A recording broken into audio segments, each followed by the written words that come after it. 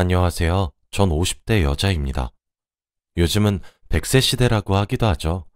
저는 앞으로 살아갈 날보다 살아온 날이 더 많은 사람입니다. 전혀 짧은 인생이 아니죠. 제 팔자는 스스로 생각해도 그렇게 불쌍해서 하늘에다 원망도 참 많이 했습니다. 긴 시간 동안 너무 힘든 일이 많았거든요. 그런데 제가 그동안 너무 고생해서 쏟아부은 원망들을 보고 하늘에서 남은 여생은 편히 살라 행운을 빌어준 것인지 제가 받아 누리기엔 너무 커다란 복을 받게 되어 그 이야기를 한번 써보려고 합니다. 저는 어렸을 때 시골에서 살았어요. 유복하긴커녕 매우 가난한 집에서 살았지만 부모님의 사랑은 듬뿍 받고 자랐죠.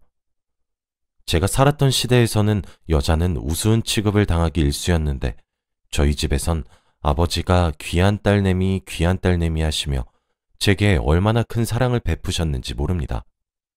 그러던 어느 날 금슬이 좋으셨던 부모님은 죽어서도 함께 있고 싶었던 것인지 한나란 씨의 사고를 당해 그 자리에서 돌아가셨어요. 그렇게 한순간에 저는 고아가 되었습니다. 그렇게 저는 불행한 삶의 시작을 끊게 되었습니다. 처음엔 친척들의 집을 전전했어요. 하녀처럼 굴려지기도 했고 멸시받기도 했죠. 사촌이란 존재들도 하나같이 못된 아이들 뿐이었습니다. 저라면 부모를 하루아침에 잃은 어린 여자아이를 보듬어 줄 것 같은데 말이죠. 그렇게 8년을 이 집 저 집 전전하며 식충이 취급, 하녀 취급을 받으면서 컸어요. 제가 16살의 나이가 되었던 해에 일어난 일이 하나 있었습니다. 점점 여성스러워지는 제 외모에 고모의 아들인 사촌 오빠가 제게 흑심을 품고 일을 벌인 겁니다.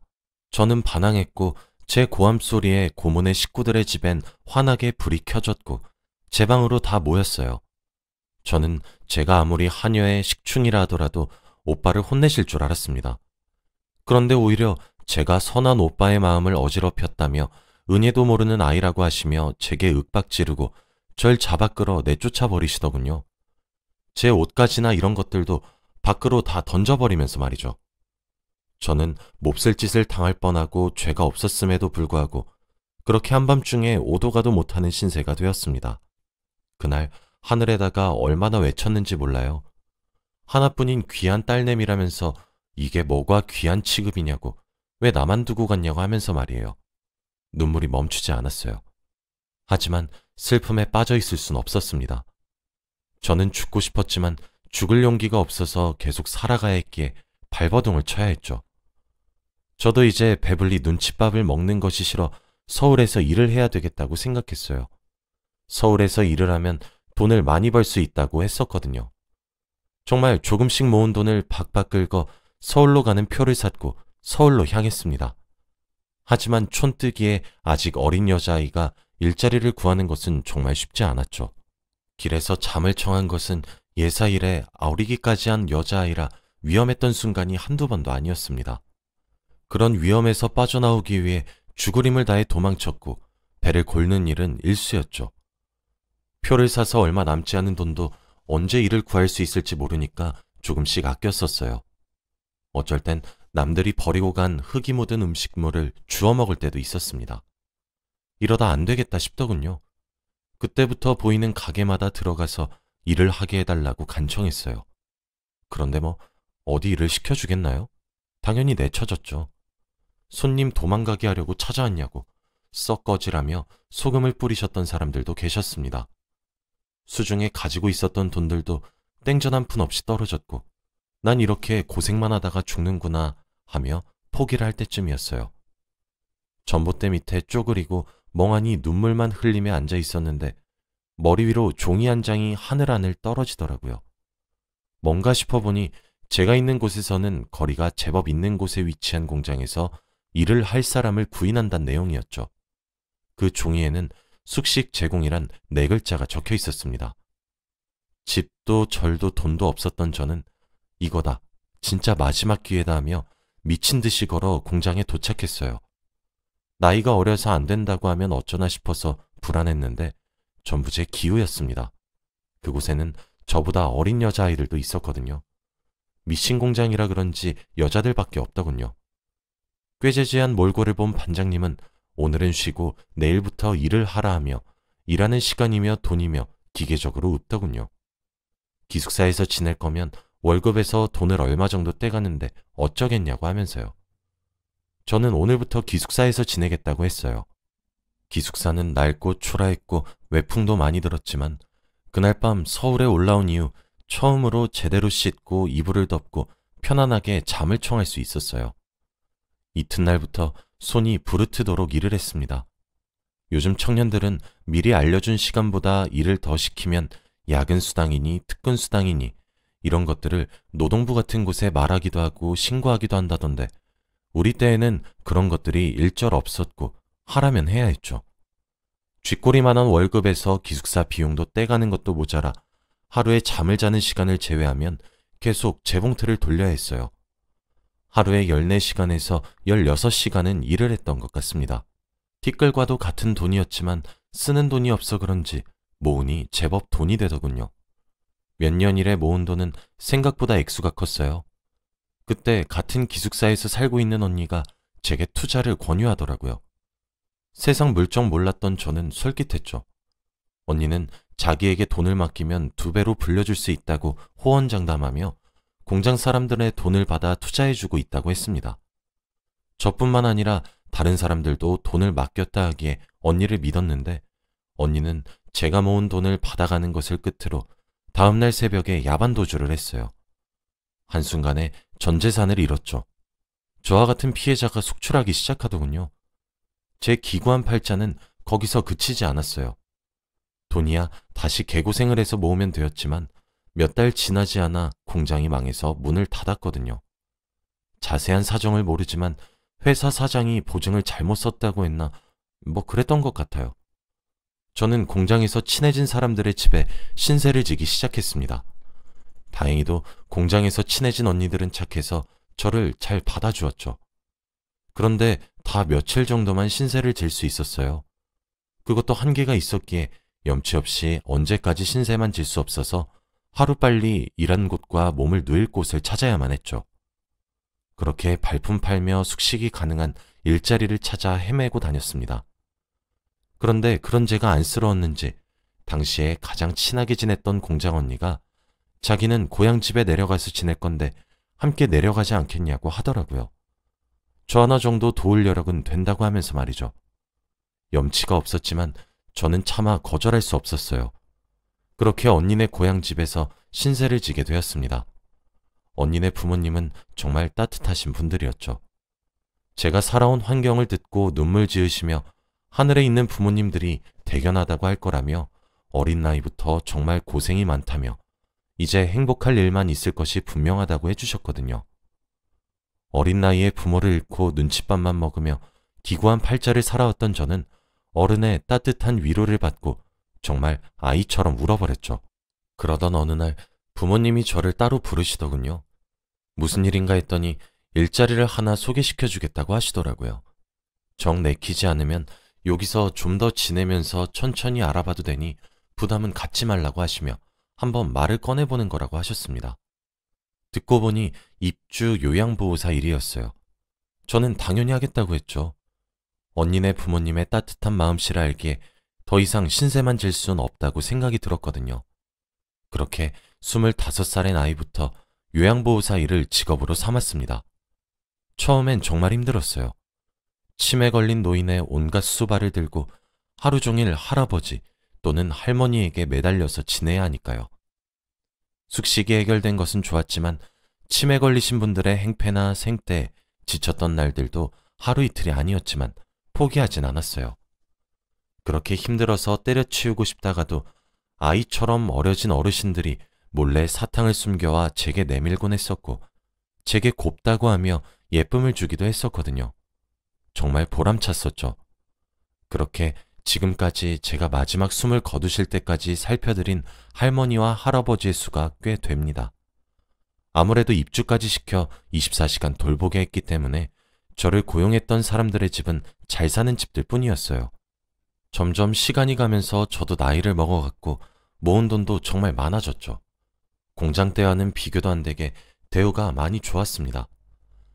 이제 점점 내 삶도 나아지겠지 하며 무르르듯 살았어요. 그 사이 저는 30대가 되었고 40대가 되었죠.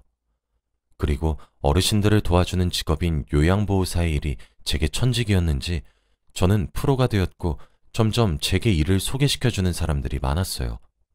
아무래도 제게 맡겨보셨던 분들이 저를 그들의 지인에게 추천해주는 것 같더라고요. 그때 남편과 하나 있는 딸을 사고로 잃은 데다가 암까지 걸린 할머니의 입주 요양보호사를 구한다는 이야기를 듣게 되었습니다. 나이는 82세였어요. 그런데 하루아침에 건강과 가족을 동시에 잃어서 그런지 성격이 괴팍하다고 소문이 자자해서 일을 하러 갔다가도 3달도 채 지나지 않고 사람들이 포기하고 도로 나온다고 하더라고요. 그러다 제 귀에까지 들려오게 되었죠. 임금을 살펴보니 남들보다 2배 정도의 시세였어요. 그래서 제가 하겠노라 말을 했죠. 저는 그 나이가 되도록 결혼도 하지 않았고 자식도 없었거든요. 그저 돈을 모으는 재미로만 삶을 살았죠. 그리고 저처럼 사고로 가족을 다 잃어 세상에 혼자 남겨진 분이시기도 했고 게다가 암까지 걸리셨다니 남처럼 느껴지지 않았습니다.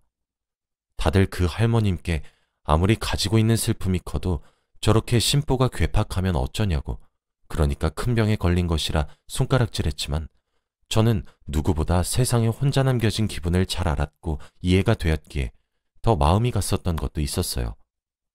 할머님의 집에 일을 하러 가기로 한 날이 되었죠. 와, 그런데 생각했던 것보다 훨씬 괴팍하셨어요. 저는 암에 걸리신 것만 알았는데 얼굴의 절반이 화상 자국으로 덮여 있으시더라고요. 알고 보니 남편과 딸을 잃어버렸던 사고가 화제였다고 합니다. 가까스로 어머니는 구출이 되었는데 남편과 딸은 그만 숨을 거두고 만 거죠. 그래서 그런가 사람이 대화를 하면 눈을 마주치고 말을 해야 하잖아요. 그런데 할머님을 쳐다보기만 하면 악을 쓰며 소리를 지르기는 일쑤였어요. 저렇게 혈압을 올리시다 쓰러지면 어떡하나 싶어 걱정이 될 정도로 화를 내시기도 했죠. 음식은 또 어찌나 가리셨는지 몰라요. 말동무가 되기는커녕 말을 붙이려고만 하면 저를 노려보곤 하셨죠. 그러니까 오히려 오기가 생기더라고요. 내가 포기하나 봐라 하는 심정으로 계속해서 할머님께 다가갔습니다.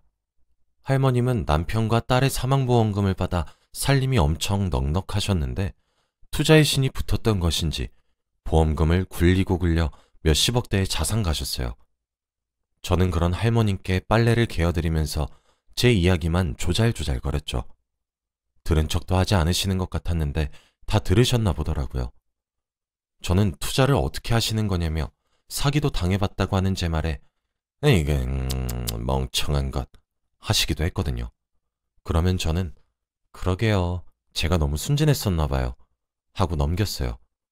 그 뒤로도 제가 칼질을 하다 손가락을 베는 날이면 아니 너는 눈이 없냐? 하며 혼내셨었고 제가 할 일을 끝내고 소파에 앉아있다 잠깐 꾸벅 졸면 득달같이 달려오셔서 넌 지금 시간에 잠이 와? 잘 거면 방으로 썩 들어가! 하며 화를 내셨었거든요. 그래서 오해했었나 보더군요. 저는 주위에서도 할머니 성질이 보통이 아니다, 괴팍하다, 온갖 소리를 다 듣고 여기에 일을 하러 오기도 했고 실제로 할머님께서 제게 따뜻한 말 한마디 하지 않으시니 색안경을 끼고 바라보았던 것이었어요. 할머니는 전혀 괴팍하신 분이 아니셨거든요. 말을 조금 세게 하시는 분이셨죠. 제가 손가락이 칼에 베었던 날에도 후시딘을 던지듯 제게 주셨고 소파에서 꾸벅꾸벅 조는 날이면 거실 TV 소리를 낮추셨어요. 할머니가 따뜻하다는 사실을 알아채니 할머니의 꾸중도 듣기 즐겁더군요. 저도 정을 많이 주게 되었어요. 점점 할머님께 진심이 되어갔죠. 사람이 살다 보면 소주가 땡기는 날이 있잖아요. 마음이 헛헛하고 어수선한 그런 날이요. 할머님을 모시고 산 지 1년이 다 되어가면서 저희 부모님의 기일이 다가왔었어요. 할머님 잠자리를 봐드리고 거실에 혼자 앉아 창밖에 떠있는 달을 보며 소주를 한 잔 두 잔 기울이기 시작했죠. 그런데 달칵하며 할머님이 문을 열고 밖으로 나오시더라고요. 아주 청승이란 청승은 다 떨고 지랄이여. 너 왜 안 자고 이러고 있어? 하며 소파로 슬그머니 엉덩이를 붙이셨어요. 그때 저도 모르게 웃음이 나더라고요. 왜 웃냐는 질문에 그냥, 그냥 그저 기분이 좋아서요. 라고 대답했어요. 잠시 정적이 흐르고 할머님이 물어보시더군요. 너 왜 지금 그 나이 먹도록 결혼도 안 하고 애도 안 낳고 살아? 하시면서요. 그때 처음으로 할머님께 제 이야기를 들려드렸던 것 같아요. 어르신, 제 팔자가 얼마나 기구했는지 아세요? 제가 뭐 돈이 있기라나 가족이 있기라나. 그러니 이 나이 먹도록 남자 한 번 제대로 못 만나고 돈이나 벌면서 살고 있죠. 나이 어려서는 부모님을 한날 한시에 잃었지. 돈 좀 모아놨더니 믿었던 언니가 받아들고 야반도주했지. 얼마나 힘들었는지 몰라요. 어르신, 저 진짜 길에 버려진 음식도 주워 먹고 그런 적도 있었어요. 안 믿기시죠? 이렇게 제 한 몸 건사하기도 바쁜데 어떻게 가족을 꾸리겠어요. 그림의 떡이지. 저는 할머님께 하소연하듯이 얘기를 해드렸습니다. 할머니는 소파에 앉아 지팡이에 턱을 괴며 제 이야기를 묵묵히 들어주셨죠. 그래서 그런 것인지 술 기운 때문인 것인지 술술 나오더군요. 할머니는 그런 제가 안타까우셨나 봐요. 본인 이야기를 해주시더라고요. 괜찮아. 남들 사는 것도 다 이렇게 살아. 세상에 사연 없는 사람이 어디 있겠냐? 다 참고 살고 버티는 거지. 나도 우리 하나 있는 딸이랑 남편을 화재를 잃고 나서 얼마나 죽고 싶었는지 몰라. 우리 남편은 1등 신랑이었거든. 딸도 그런 남편 닮아서 심성이 참 고운 아이였지. 화재로 세상을 등져서 그런가 사망보험금은 두둑하게 나왔는데 가족 목숨값인데 좋아 껐어. 아니 나도 따라갈까 하다가도 겁이 나서 못하고 또 아득바득 살아보겠다고 노력했지. 고향 땅에서는 우리 가족 생각나서 못 살겠고 그래서 서울로 혼자 올라왔지 뭐. 그러다 운 좋게 투자했더니 큰 돈 벌고 그렇게 재산도 늘어갔는데 아이고 나는 세상 등진 남편이랑 딸이 내 말년에 이렇게 편하게 살아보라 그러나 했는데 속도 메스껍고 머리도 어지럽고 병원에 가서 검사했더니 큰 병원을 가라 그러대. 가보니 글쎄 암이래. 내 팔자가 왜 이렇게 기구하나 얼마나 원망했는지 모른대도. 병원에 입원을 하실 거니 하는데 내가 이 나이 먹고 또 뭐하러 병원에 죽을 날을 받은 사람처럼 살아가겠어. 아니다, 됐다 하고 병원 왔다 갔다 하면서 편안하게 뒤지겠소 했지. 그런데 이 암이란 병이 참말로 독한 병이더라고. 시도 때도 없이 몸이 쥐어짜지듯이 너무 아픈데 혼자 있으니 힘들고 아프고 어찌나 비참하든지. 에휴, 그래서 보살 구하면 못하겠어.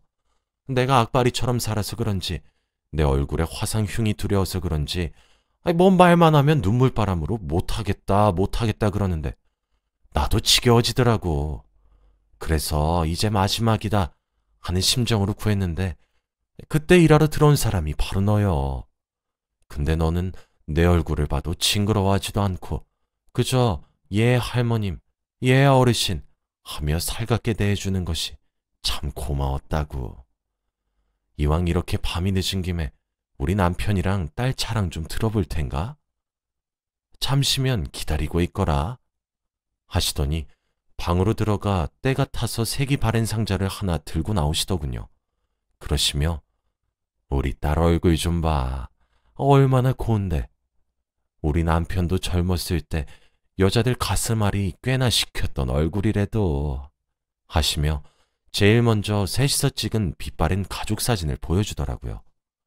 술을 꽤 마신 상태로 웬일로 얼굴에 미소를 띠고 조곤조곤한 목소리로 자기 얘기를 하시는 할머님의 목소리를 들으며 마음에 위로를 참 많이 얻고 있었어요. 그런데 사진을 본 순간 퍼드득하며 술이 다 깨더군요. 저는 깜짝 놀라 사진을 할머님의 손에서 뺏어 들고 뚫어지게 보았습니다. 빛바랜 사진이었지만 사진 속에 나온 할머님의 따님분은 제가 공장이 망하고 신세를 졌던 언니임이 틀림없더라고요. 입이 떡 벌어진 채 사진만 뚫어져라 보고 있으니 네가 봐도 우리 딸이 한미모 하는가 보구나 하시며 웃으시더라고요.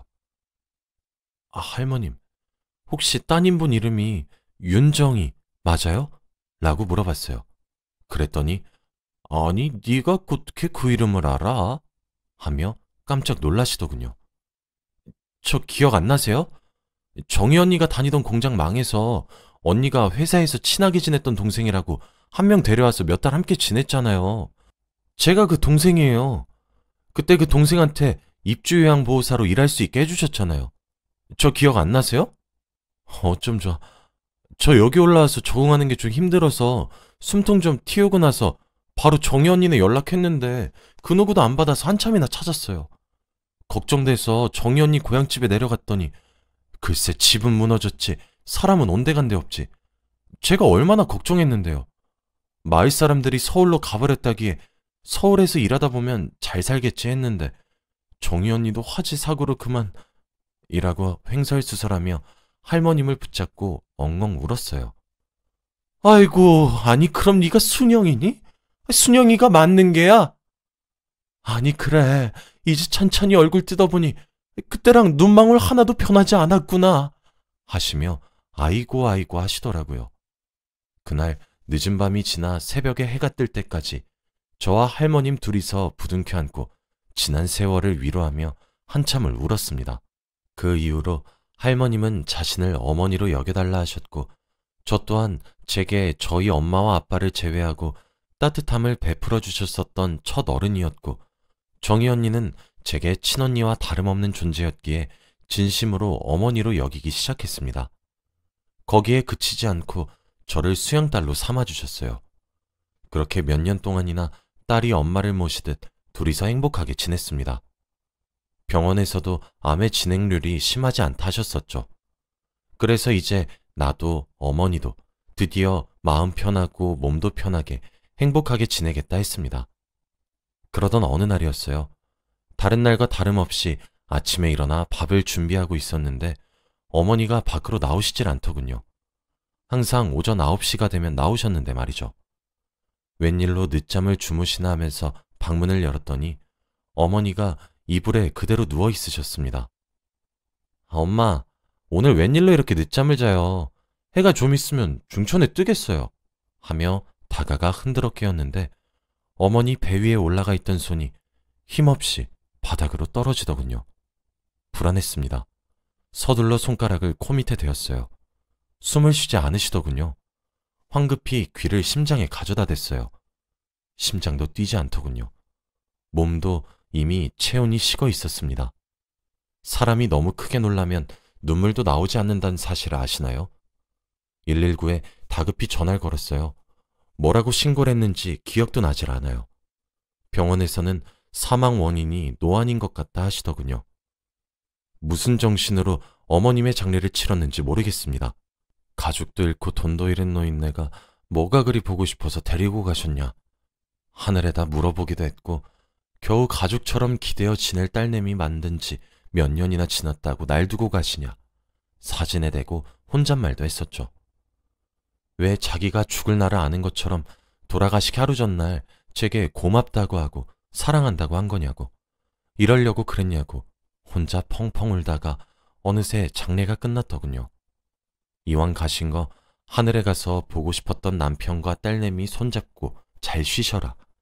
의사가 노안으로 사망하면 고통이 없다던데 아마 마지막엔 고통 없이 편하게 자는 잠에 돌아가신 건 어찌 보면 다행이다 하며 생전 바다를 좋아하셨던 것이 기억나 인천 앞바다에다 유골을 뿌려드렸어요. 사망 신고를 하고 오니 변호사가 집으로 찾아오더군요. 윤수영 씨 집에 계십니까? 하면서요. 문을 열어서 안으로 들어오라니 저희 어머니가 혼자 남은 수영 딸 걱정에 유산을 미리 다 정리를 해놓으셨더군요. 어머니는 저를 수양딸로 들이시고 1년 정도 뒤에 유언장을 적으셨다고 해요. 거기엔 자기가 죽으면 제게 모든 재산을 위임하겠다고 적혀 있었습니다. 그렇게 받은 유산이 40억 정도 됩니다. 유언장과 함께 동봉된 편지에는 저를 딸이라고 지칭하시면서 자기가 죽으면 세상에 혼자 남을 제 걱정에 눈을 감으려다가도 번쩍 떠진다고, 자기가 죽으면 이제 고생하지 말고 남은 노년 남자친구도 만들어보고 그렇게 즐겁게만 살다가 따라오라고, 많이 사랑하고 둘째 딸이 되어주어 너무 행복하고 사랑한다고 적혀 있었습니다. 더 해주지 못한 것만 기억나 미안하고 죄스러웠는데 어머니가 끝까지 저를 걱정하시며 세상을 뜨셨던 것이 참 가슴이 아파왔어요. 저는 여전히 어머니와 함께 지냈었던 집에서 혼자 생활하고 있습니다. 어머니가 원하셨던 것처럼 남자친구는 만들어보지 못했지만 저처럼 어린 시절 어른들에게 외면받고 힘들게 사는 아이들에게 후원하고 봉사활동을 하며 나름대로의 행복을 찾으면서 잘 지내고 있어요. 오늘은 딱 어머니가 돌아가신 지 5주기가 되는 날이에요. 제 후원을 받으며 대학을 졸업하고 취직에 성공한 여자아이가 하나 있습니다. 저를 엄마라고 부르는 가슴으로 낳은 딸 같은 존재죠. 어버이날 첫 월급으로 사온 것이라며 꽃다발과 스카프, 그리고 편지를 한 통 써왔더군요.